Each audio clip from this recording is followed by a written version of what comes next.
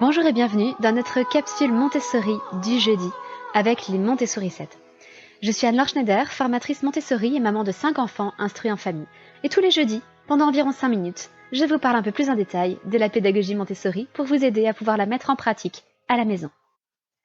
Dans notre capsule Montessori du jeudi, je voudrais aujourd'hui vous parler du langage que nous employons avec nos enfants. Alors, comme d'habitude, servez-vous une bonne tasse de thé ou de café et discutons un petit peu ensemble. La façon dont nous nous adressons et dont nous parlons avec nos enfants est souvent un sujet moins abordé que celui des activités Montessori. C'est effectivement moins glamour. C'est moins glamour que les activités Montessori que l'on peut voir sur Pinterest, c'est moins glamour que le matériel scientifique Montessori, mais c'est peut-être aussi important, sinon plus important.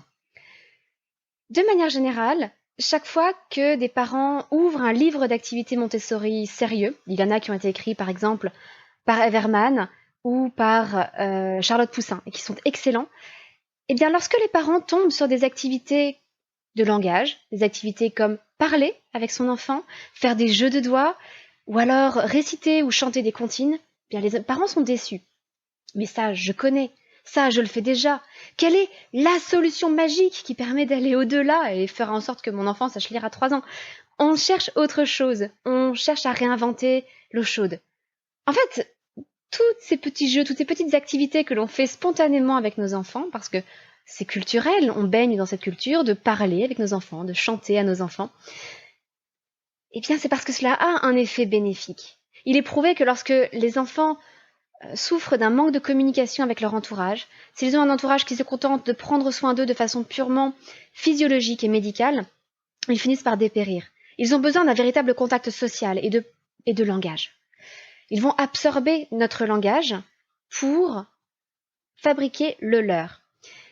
Et méfions-nous, même si les enfants ne sont pas encore capables de parler, d'articuler des mots, souvent ils sont capables de s'exprimer déjà. Et on le voit avec les enfants qui pratiquent la langue des signes bébé. Ils sont capables de communiquer bien plus tôt que ce qu'on imaginerait.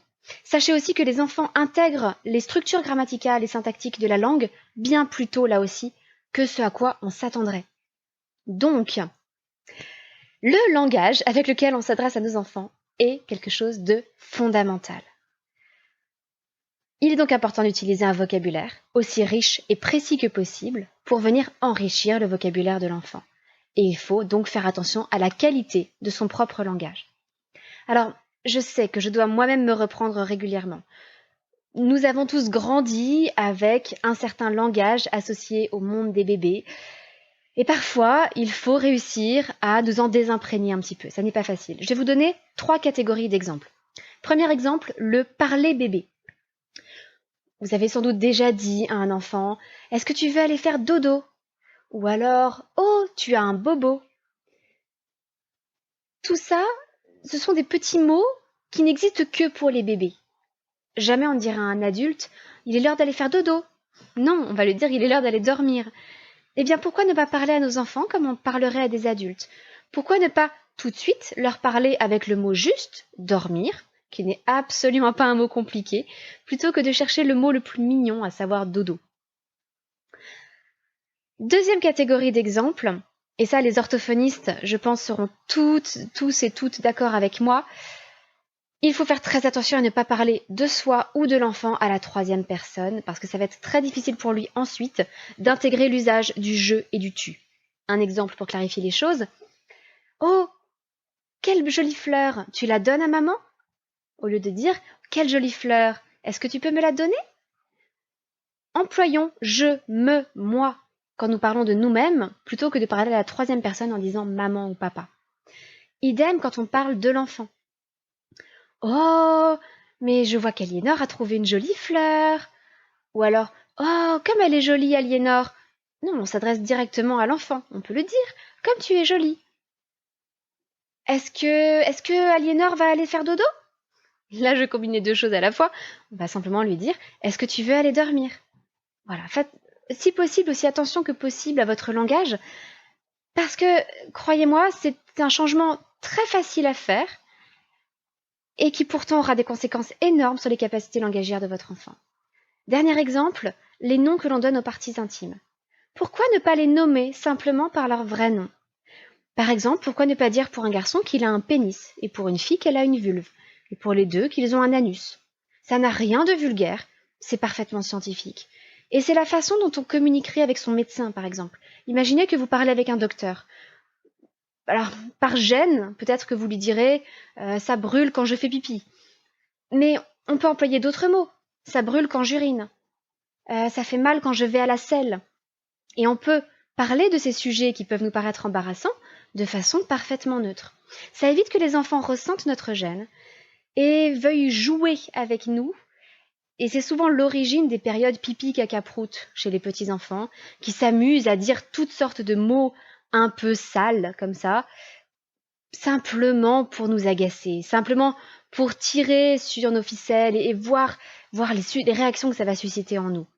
Mais si ça ne suscite aucune réaction en nous et qu'on leur dit simplement « Oui, tu es allé à la selle, très bien », ils arrêteront très vite. Croyez-moi, j'en ai fait l'essai, ça fonctionne remarquablement bien. Ça vaut beaucoup mieux que de surréagir. Et là, au contraire, l'enfant va être tenté de recommencer l'expérience pour nous voir à nouveau surréagir parce que c'est follement amusant. Voilà. Donc c'est tout pour aujourd'hui. Essayons ensemble, je vous le dis moi aussi, je dois régulièrement me reprendre, d'utiliser un vocabulaire plus riche et plus précis, des tournures grammaticalement correctes, de ne pas employer du vocabulaire de bébé, de ne pas employer la troisième personne en parlant de nous ou de l'enfant, et puis de parler simplement de choses même embarrassantes comme les parties intimes ou le fait d'aller à la selle.